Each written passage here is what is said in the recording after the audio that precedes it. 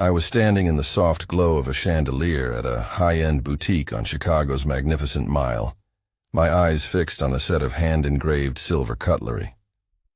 $18,000. A steep price, sure, but for my son Ethan's wedding, it felt right. Every piece gleamed like a promise of perfection, just like I'd always wanted for him. I'm Robert Callahan, 65 years old, and I built Callahan Designs from a tiny workshop into a $70 million furniture empire. That kind of success doesn't come without sacrifice, late nights, missed family dinners, but seeing Ethan about to marry Ava, a sharp young financial consultant, made it all worth it. Or so I thought. The shop assistant, a young woman with a practiced smile, adjusted the display. "This set is exquisite, Mr. Callahan. Perfect for a wedding gift."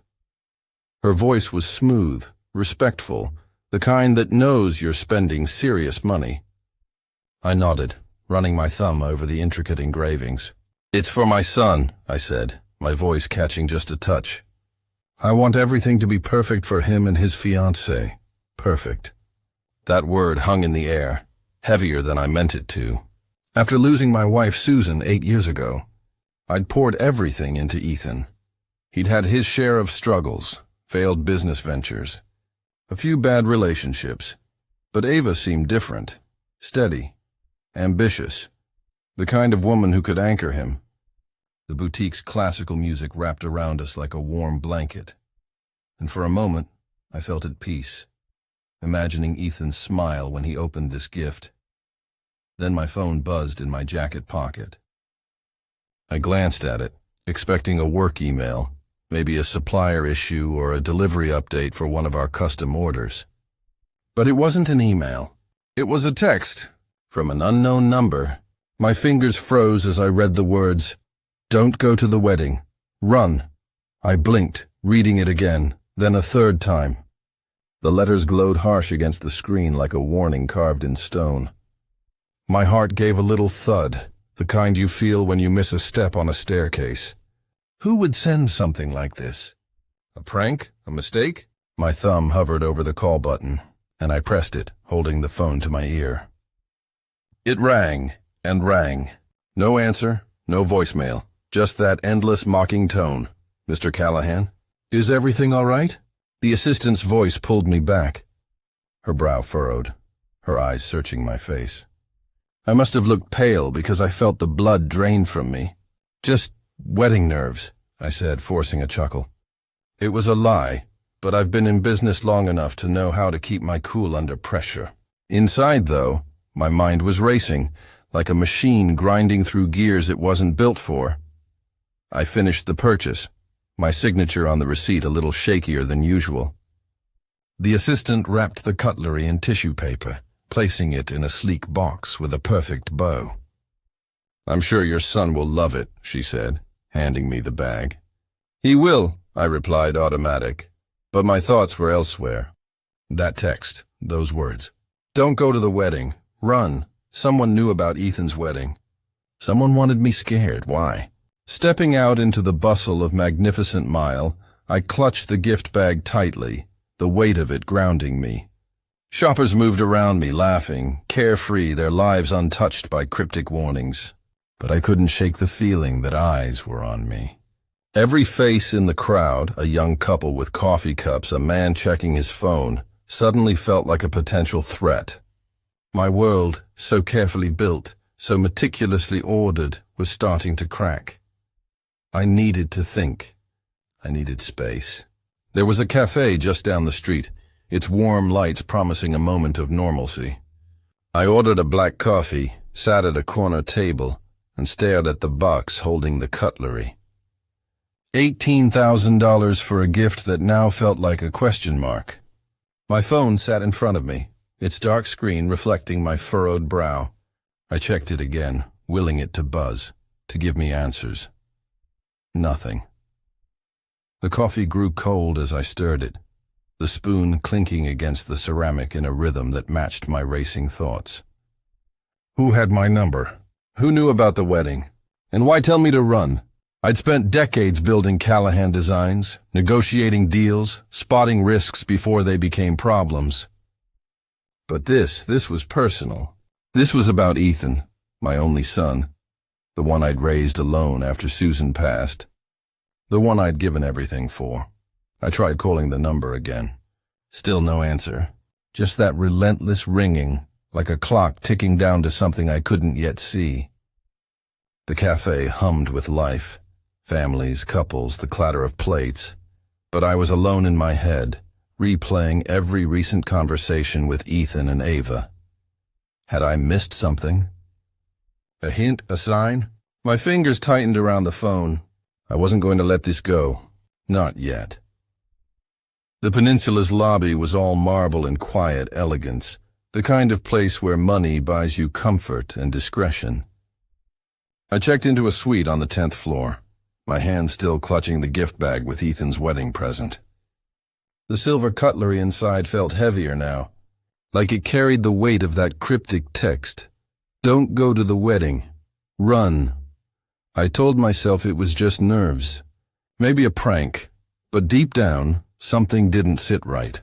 I've built a $70 million company by trusting my gut, and right now, it was screaming that this wasn't a joke. The suite was pristine. Plush carpets, a view of Chicago's skyline sparkling under the late afternoon sun. I set the gift bag on the desk, poured myself a bourbon from the minibar, and sat down, staring at my phone. No new messages, no missed calls, just that single chilling text from an unknown number. I tried calling it again, my thumb pressing the screen with a little too much force. Ring, ring, ring. Nothing. It was like shouting into a void. I took a sip of the bourbon, the burn steadying my nerves. In my line of work, you learn to spot problems before they spiral. Supply chain hiccups, shady contractors, overpriced lumber. But this was personal. Someone knew about Ethan's wedding, my phone number, my plans. And they wanted me afraid. Why? I leaned back in the chair, closing my eyes, trying to piece it together like I would a tricky deal. My mind drifted to Ethan and Ava, to the past few months, searching for anything out of place. Ethan had always been my pride, even when he stumbled. After Susan died, it was just the two of us. I'd pushed him to join Callahan Designs, hoping he'd take over one day, but he'd always been more interested in quick wins than steady work. Ava, though, she seemed like the real deal. Smart, polished, always asking thoughtful questions about the business. "Dad, you've been working too hard," she'd say, her voice all concern. Maybe it's time to slow down. I'd brushed it off as care, but now those words felt different, like a puzzle piece I'd overlooked. My phone buzzed again, and I nearly dropped the glass. Another text, same unknown number. "Don't go home tonight. I'll explain later, trust me." My pulse kicked up a notch. Trust? From a stranger sending cryptic warnings? I've negotiated multi-million-dollar contracts with less ambiguity than this. I called the number again. Same endless ringing, no answer. My fingers tightened around the phone, the bourbon forgotten on the desk. Whoever this was, they were controlling the game, forcing me to react instead of act. And I hated it.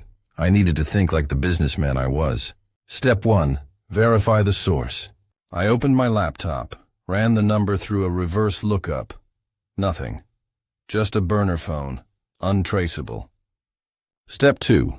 Assess the threat. Was this about the wedding? The company? Or something personal? I scrolled through my recent texts with Ethan, looking for clues. A message from last week caught my eye. "Dad, you forgot the caterer's number again. You okay?" He'd laughed it off, but there was something in his tone, a hint of scrutiny I hadn't noticed before. The bourbon was half gone now, the city lights blurring outside the window. I paced the room, the gift bag sitting on the desk like a silent accusation. $18,000 for a wedding gift, and now someone was telling me to run from it. I thought about calling Ethan, asking him straight out if he knew anything, but something stopped me. That same gut instinct that had saved me from bad deals told me to wait, to dig deeper. The phone rang at 9:47 p.m., the sound slicing through the room's silence. I grabbed it on the first ring, my heart hammering. "Hello?" My voice was steadier than I felt. "Robert, it's Daniel Harper." The name hit me like a freight train. Daniel, my old business partner at Callahan Designs. We'd built the company together in the early days, but 6 years ago, he and Ethan had a falling out over a failed project. Words were exchanged, trust broken, and Daniel walked away. I hadn't heard from him since. Daniel? After all this time? I kept my tone neutral, but my mind was racing. Was he the one sending those texts?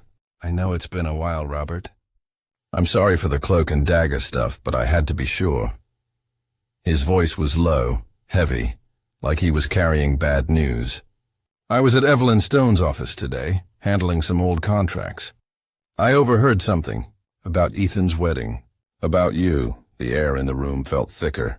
"Evelyn Stone was our company lawyer, the one who'd handled every major deal for Callahan Designs."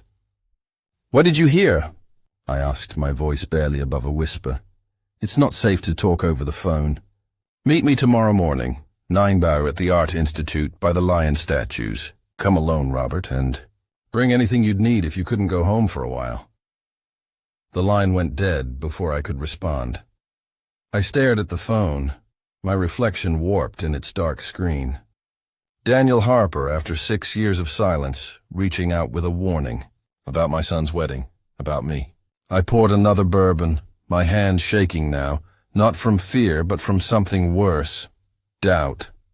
Ethan had been distant lately, always asking about the company's valuation, the real estate holdings, the profit margins.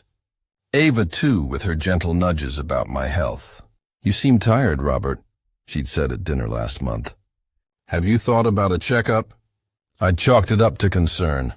But now those moments felt like cracks in a foundation I'd thought was solid. I sat at the desk, the city's lights flickering below like scattered promises. The gift bag sat there, mocking me. I'd spent decades building a legacy for Ethan, and now someone, Daniel of all people, was telling me to run from his wedding. I checked my phone again, no new messages. Just that last text, burning in my mind. "Trust me." The hotel room was too quiet, the kind of silence that amplifies your thoughts. I thought about Susan, how she'd always teased me for trying to control every variable in my life. "You can't plan for everything, Robert," she'd say, laughing. But I'd tried.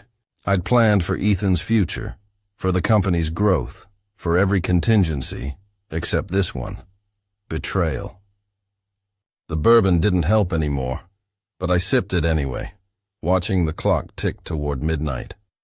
I didn't sleep that night. Instead, I pulled out a notepad, the kind I used for sketching furniture designs, and started writing. Every odd comment from Ethan, every probing question from Ava, every moment that felt off. The list grew longer than I expected. Ethan asking about our insurance policies at Christmas. Ava suggesting I delegate more to the board, their shared glances when I misplaced my keys last month. Were they just being caring, or was there something else? By 2 a.m. the notepad was full and my mind was clearer. I wasn't going to call Ethan or Ava yet. Not until I met Daniel. Not until I had answers. I packed a small bag, passport, some cash, a spare suit, just in case. The businessman in me needed to be ready for anything. But the father in me?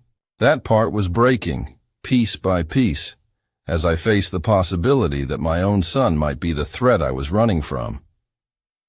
The city outside kept moving, oblivious to my unraveling world. Tomorrow was Ethan's wedding rehearsal, and I was supposed to be there, smiling, shaking hands, playing the proud father. Instead, I was holed up in a hotel, waiting for a meeting that could change everything. I looked at the gift bag one last time, the silver cutlery inside gleaming with promises I wasn't sure I could keep. The morning sun cut through the fog over Chicago, casting long shadows by the lion statues outside the Art Institute. I stood there, my breath visible in the crisp September air, waiting for Daniel Harper.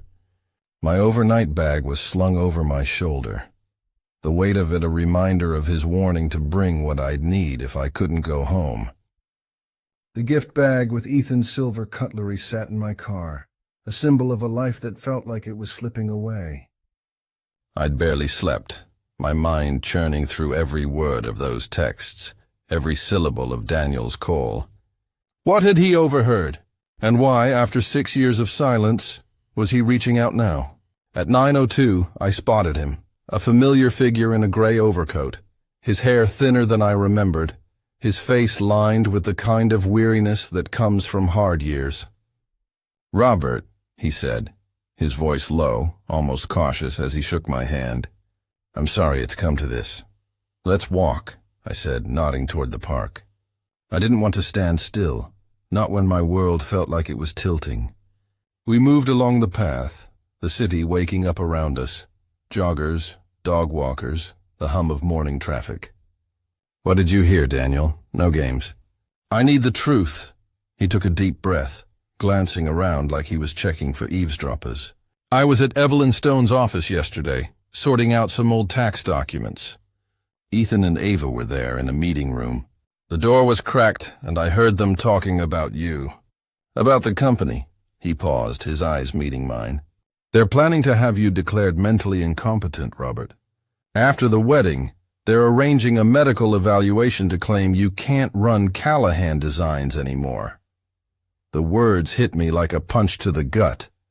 I stopped walking, my hand tightening on the strap of my bag. "Incompetent?" My voice cracked, betraying the calm I was trying to hold on to. "I'm 65, Daniel, not 90. I run a $70 million company. I'm sharper than most of the board." "I know," he said, his tone heavy with sympathy. "But they've got a plan. Legal documents, a doctor lined up, the works. They're saying you've been forgetful, confused, unfit to manage. They want to take control of Callahan Designs and sell it. For $45 million. $45 million. The number stung worse than the betrayal itself. Callahan Designs was worth $70 million on a bad day. They were planning to gut my life's work, sell it at a discount, and for what? I forced myself to keep walking, my shoes crunching on the gravel path. Why would they do this? Ethan's my son, Ava's. She's family now. Daniel's jaw tightened. There's more. I didn't want to tell you this over the phone, but I owe you, Robert. 6 years ago, Ethan and I had that blowout over the Oak Street project. I didn't just leave because of a disagreement. He sabotaged me, funneled project funds into a side deal and let me take the fall. I lost 200 grand, my reputation, everything. I'm the one who sent those texts. I couldn't let him do the same to you. I stopped again, the world narrowing to Daniel's words. Ethan, my own son, had a history of deceit I'd never seen. I'd chalked up that old fight to creative differences, but this was betrayal on a level I couldn't fathom. "You're sure?" I asked, my voice barely a whisper. I sat in that waiting room for 30 minutes, Robert. I heard every word. Ava was talking about guardianship papers, medical evaluations, asset transfers. Ethan kept pushing about the sale, saying $45 million would clear his debts and set them up for life. They've got a doctor, some guy with a shady history, ready to sign off on your condition next week. Debts. The word landed like a brick. Ethan had always been reckless with money, failed startups, bad investments. But I'd bailed him out every time, thinking it was my job as a father. Now it was starting to make sense. "What kind of debts?" I asked, my voice colder now. "Gambling, mostly. I checked with a contact in Vegas. He owes 300 grand to a couple of casinos. Ava's in on it, covering his tracks, making it look legitimate. They're planning to use the wedding as a distraction, let you play the proud father while they set the stage for the evaluation." I felt the ground shift beneath me, like a foundation giving way. My son, the boy I'd raised, was plotting to strip me of everything, my company, my independence, my dignity. And Ava, with her polished smile and careful questions, was his partner in crime. I thought of Susan, how she'd believed in Ethan's potential even when he faltered. What would she think now? I need proof, I said, my voice steady despite the storm inside. Documents, recordings, something I can use, Daniel nodded. Go to Evelyn Stone's office. She's got the guardianship papers they requested. Be careful, though. They're watching you, Robert. Every move, I thanked him, my mind already shifting into gear. 40 years in business had taught me one thing. Never go into a fight without evidence. I drove straight to Evelyn Stone's office, a sleek high-rise overlooking the Chicago River.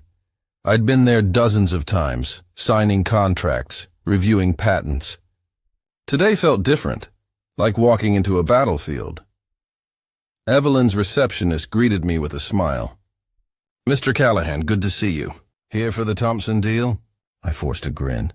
Actually, I need to talk to Evelyn about my will and some other matters Ethan mentioned. The lie came easily, a businessman's reflex. Evelyn emerged from her office, her silver hair pulled back, her handshake firm. Robert, always a pleasure. What's on your mind? We sat in her office, the river glittering outside, a cruel contrast to the darkness I was unraveling. I want to review my will, I said, keeping my tone casual. And I'm curious. Has Ethan or Ava been asking about legal procedures? Guardianship, maybe? Her smile faltered, just for a second. Well, Ava did inquire about guardianship processes. She was concerned about your health, said you've been forgetful lately. She pulled a file from her drawer, her movements deliberate. They wanted to understand the options if you needed support. My hand stayed steady as I took the photocopied documents she offered. Page after page of legal jargon, guardianship protocols, mental competency evaluations, asset transfer procedures. It was a roadmap to dismantle my life, laid out in black and white. How thorough, I said, my voice dry. Ethan's always been detail-oriented. They mentioned timing, Evelyn added, hesitating. They wanted to be prepared before any decline became obvious. Translation: before they could fabricate evidence of my incompetence. And Ava's fiancé? I asked. Was he part of this? Ethan had questions about business transfers, she said, flipping through her notes. He's quite knowledgeable about valuation methods. Asked about protecting assets during legal proceedings. The room felt like it was closing in, the air heavy with betrayal. They'd done their homework, planned every step to steal my company while I was distracted by wedding bells. I handed Evelyn 5 crisp $100 bills. I'd like copies of everything related to guardianship law. For my own understanding, and let's keep this between us. She took the cash without a word, her professionalism kicking in. 20 minutes later, I walked out with a manila envelope stuffed with evidence, proof that my son and his fiancée were plotting to destroy me. Back in my car, I read through the documents again, each word confirming Daniel's warning. They were moving fast, scheduling the evaluation for the Tuesday after the wedding. They weren't even waiting for the honeymoon. I drove to my office at Callahan Designs, locking the door behind me. My assistant, Karen, looked surprised. Mr. Callahan, I thought you'd be at the rehearsal dinner prep today. I waved her off. Clear my schedule, Karen. I've got work to do. Alone in my office, surrounded by sketches of furniture I'd designed over decades, I pulled out my phone and activated the recording app. If Ethan and Ava thought they could outsmart me, they were about to learn a lesson. I'd play the part they expected, forgetful, frail, an old man past his prime. But every word they said, every slip would be captured. I tested the app, whispering a few words, the sound crystal clear. Perfect. That evening, I went home, the manila envelope hidden in my briefcase. Ethan and Ava were in the kitchen laughing over a bottle of wine, the picture of a happy couple. Dad, Ethan said, his smile wide but his eyes sharp, like he was studying me. We were worried. You didn't answer your phone all day. Oh, I stayed at a hotel last night, I said, letting my voice waver just a touch. Couldn't sleep here. Too quiet without your mom. I watched their reactions, Ava's quick glance at Ethan, his slight nod. They thought they had me. "You've been forgetting things lately, Dad," Ava said, her voice dripping with concern. "Maybe you should see a doctor." I patted my pockets, feigning confusion. Did I misplace my keys again? They were in my hand the whole time, but I saw Ethan pull out his phone, probably noting my confusion for their case. "Found them," I said, holding up the keys with a sheepish smile. Their exchanged look told me everything. Daniel was right. They were building a narrative, documenting every stumble to sell their lie. I moved to the living room, my phone in my pocket, recording every word. "You two are so good to me," I said, my voice soft. "Always looking out for your old man." "We just want you to be okay, Dad," Ethan said, his tone so sincere I almost believed it. Almost. But I'd seen the documents. I'd heard Daniel's warning, and I wasn't going to let them take everything I'd built. That night, I lay awake, replaying every moment, every glance, every word. The pieces were falling into place, but I needed more. I needed them to slip up, to say something undeniable. And I needed a plan to turn their wedding, their moment of triumph, into their downfall. I picked up my phone and called a number I hadn't dialed in years. Lawrence Bennett, the best elder law attorney in Chicago. "Lawrence," I said when he answered, "I need to update my will, and I need it done fast." The banquet hall on Lake Michigan's shore was a vision of elegance. Floor-to-ceiling windows framing the water's endless shimmer. Crystal chandeliers casting warm light over white tablecloths and fresh orchids. I'd paid $60,000 for this wedding. Every detail planned to perfection for Ethan and Ava. But as I stood at the entrance, my briefcase in one hand and the gift bag with the silver cutlery in the other, I wasn't here to celebrate. I was here to deliver justice. It was Saturday evening, the air thick with the hum of 180 guests, family, friends, business associates, all gathered to toast my son's new chapter. I'd made sure of that, calling in favors to bring in 60 extra relatives, from Aunt Clara in Milwaukee to Cousin James in St. Louis. The hall buzzed with laughter and clinking glasses, everyone oblivious to the storm about to break. I scanned the room, my eyes landing on Ethan and Ava at the head table, glowing in their wedding finery. Ethan looked every bit the charming groom, shaking hands with uncles. Ava, radiant in her gown, smiled like she'd already won, but I'd been preparing too. Over the past week, I'd turned my pain into a plan. After meeting Daniel and getting those damning documents from Evelyn Stone, I'd hired a private investigator, Paul Grayson, to dig deeper. His report was chilling. Ethan's gambling debts weren't just 300 grand. They were closer to 400, spread across 2 casinos and a shady lender in Reno. Ava had been funneling money from her consulting firm to cover his tracks, but it wasn't enough. They needed Callahan Designs, my life's work, to bail them out, and they were willing to destroy me to get it. I'd also contacted Thompson Audio Visual, arranging for a professional sound system, wireless microphones, speakers powerful enough to reach every corner of this hall. Every word I said tonight would be heard, crystal clear, and I'd met with Lawrence Bennett, my new attorney, to rewrite my will. Callahan Designs, my properties, my entire estate, none of it would go to Ethan. Instead, it was all going to a Chicago children's charity, with a clause that any attempt to challenge my competency would trigger a fraud investigation. They'd underestimated me, thinking I was just an old man, too sentimental to see their betrayal. They were about to learn how wrong they were. Mr. Callahan? A young man in a black suit approached, his badge reading, David Thompson Audiovisual. "The sound system's ready. Microphones are live, connected to your phone. Just hit play, and it'll broadcast through the speakers." I tested the mic, my voice echoing briefly across the empty stage. "Perfect," I said, my tone steady. "This speech needs to be heard by everyone." I moved through the crowd, shaking hands, smiling, playing the proud father. Aunt Clara hugged me, her eyes misty. "Ethan looks so happy, Robert." "You must be thrilled." I nodded, my throat tight. It's a big day, I said, the words tasting bitter. Across the room, Ethan caught my eye, raising a champagne glass in a toast. I raised mine back, my smile a mask. The photography session was torture. Standing beside Ethan and Ava, posing for family pictures, I felt like I was acting in a play. Their smiles were perfect, practiced, but I saw the calculation beneath. Ava's quick glance to check my expression, Ethan's hand lingering on my shoulder like he was sizing me up.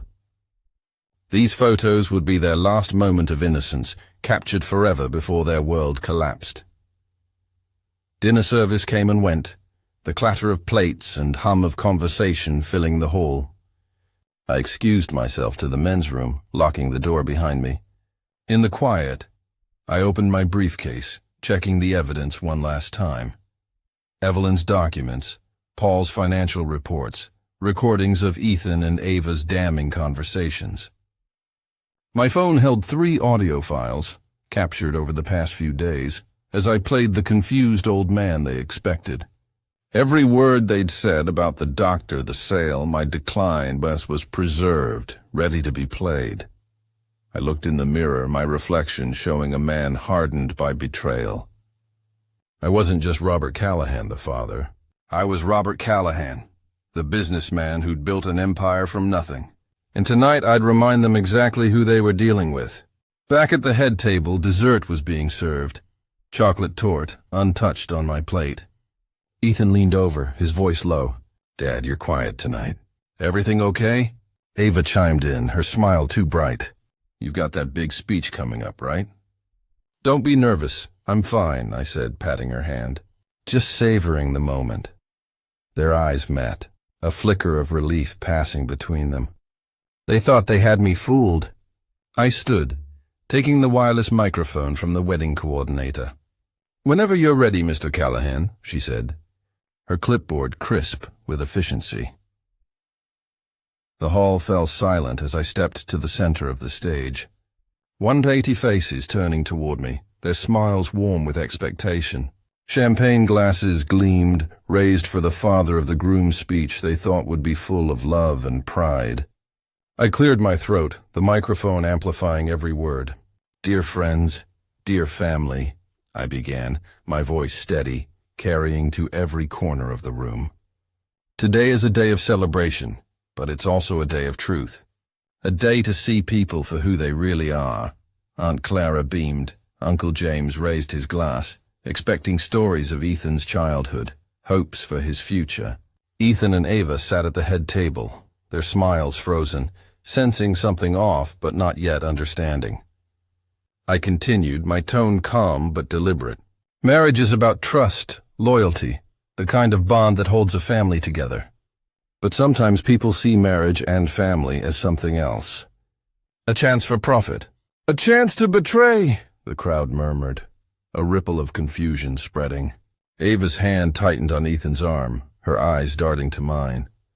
I pulled my phone from my pocket, connecting it to the sound system. "Before I toast the happy couple, I want you to hear something. A conversation I recently discovered, about me, about Callahan Designs." I pressed play. Ethan's voice filled the hall, cold and calculating. "Dad's getting too old to handle the business.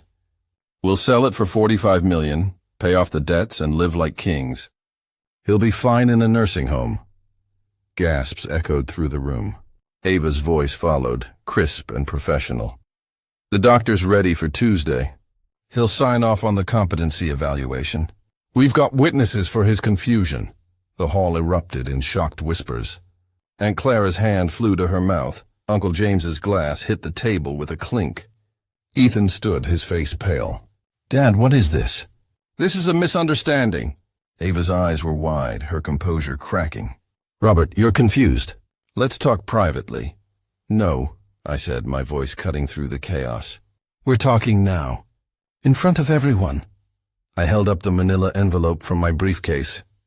"These are guardianship papers you requested from Evelyn Stone. Procedures to declare me incompetent. Plans to sell my $70 million company for $45 million. To pay off Ethan's $400,000 gambling debts. The crowd was on its feet now, some shouting, others frozen in disbelief. I wasn't done. "And there's something else you should know," I said, my eyes locking on Ethan. The person who warned me about this wasn't just an old friend. It was Daniel Harper, my former partner. 6 years ago, Ethan sabotaged him in a business deal, costing him $200,000 and his reputation. That's who my son really is. A man who betrays everyone who trusts him. The twist hit like a thunderclap. Faces turned to Ethan, their warmth replaced by disgust. Ava's hands shook as she clutched her napkin, tears streaking her makeup. "It's not true!" Ethan shouted, his voice breaking. "He's lying! Dad's lost his mind." "Then explain this," I said, holding up Paul's financial report. 400,000 in gambling debts. A doctor with a history of fraud, ready to declare me unfit. And a plan to sell my life's work at a loss, all so you could live your fantasy. I turned to the crowd. "Yesterday I changed my will. Callahan Designs, my estate, everything goes to the Chicago Children's Fund. Ethan and Ava get nothing but the consequences of their greed." Ava sobbed, collapsing into her chair. Ethan lunged toward me, but Uncle James stepped in, his face grim. "Sit down, Ethan. You've done enough." The hall was chaos now, guests grabbing coats, others shouting accusations. Crystal glasses shattered on the floor, the sound sharp against Ava's cries. I set the microphone down, my hands steady despite the ache in my chest. "Thank you for coming," I said to the crowd. "You came for a wedding. Instead, you witnessed justice." I turned and walked toward the exit, the weight of the briefcase grounding me as Ethan's voice called after me, desperate and broken. "Dad, please! We can fix this!" But there was nothing left to fix. The banquet hall was a wreck by the time I reached the exit, the elegance of Ethan's wedding reduced to chaos. Shattered champagne glasses littered the marble floor, their golden liquid pooling like spilled dreams. Half-eaten slices of wedding cake sat abandoned on tables, the orchids wilting under the weight of what had just happened. I stood at the door, my briefcase heavy in my hand, the silver cutlery gift bag left behind on the head table. A final reminder of the love I'd once poured into my son. Behind me, Ethan's voice broke through the noise, raw and desperate. "Dad, please!" "You've got it all wrong," Ava's sobs echoed, her wedding gown stained with tears and wine. "We were trying to help you, Robert. You're not well!" But their words were hollow, drowned out by the truth I'd laid bare. The recordings, the documents, Daniel's warning. They'd exposed Ethan and Ava for who they were. The 180 guests, from Aunt Clara to Cousin James, had seen it all. Some stood by Ethan, shouting defenses, but most turned away, their faces etched with disgust. Aunt Clara approached, her eyes brimming with tears. "Robert, I'm so sorry. We should have seen it. Ethan's questions, Ava's comments about your health. We failed you." I shook my head, my voice soft. "You couldn't have known, Clara. They were careful. Professional, even." Uncle James joined us, his jaw tight. "You did what you had to, Robert." Betrayal like this.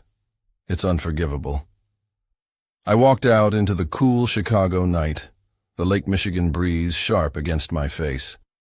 Ethan's cries faded behind me, swallowed by the hum of the city. "You have 72 hours to clear your things from my house," I'd told him before leaving, my voice harder than I meant it to be. "After that, you're on your own." His final plea, "Dad, we're family," cut deeper than I'd expected, but I kept walking. Family doesn't scheme to steal your life's work. Family doesn't betray trust for money. My Lincoln Continental sat alone in the parking lot, surrounded by empty spaces where guests had fled. I drove home, the 30-minute journey through Saturday traffic a blur. The city lights flickered past, indifferent to the wreckage of my family. I'd won, protected Callahan Designs, proved my mind was sharper than ever. But victory felt empty, like a perfectly crafted chair with no one to sit in it. At home, I poured a bourbon, the same brand I'd sipped in the hotel, and stood by the window overlooking my garden. Susan had planted those roses 30 years ago, their blooms a reminder of a time when family meant everything. Now I was alone, my son a stranger, my legacy safe but my heart hollow. Daniel's words echoed in my mind. Sometimes love means saying no to the people who matter most. He was right, but it didn't make the loneliness easier. What did I learn from this? Trust is fragile, like fine wood. It can splinter under pressure, no matter how strong it seems. But when betrayal comes, you have to stand tall, protect what's yours, even if it costs you everything else. I'd built Callahan Designs from nothing, and I'd fought to keep it.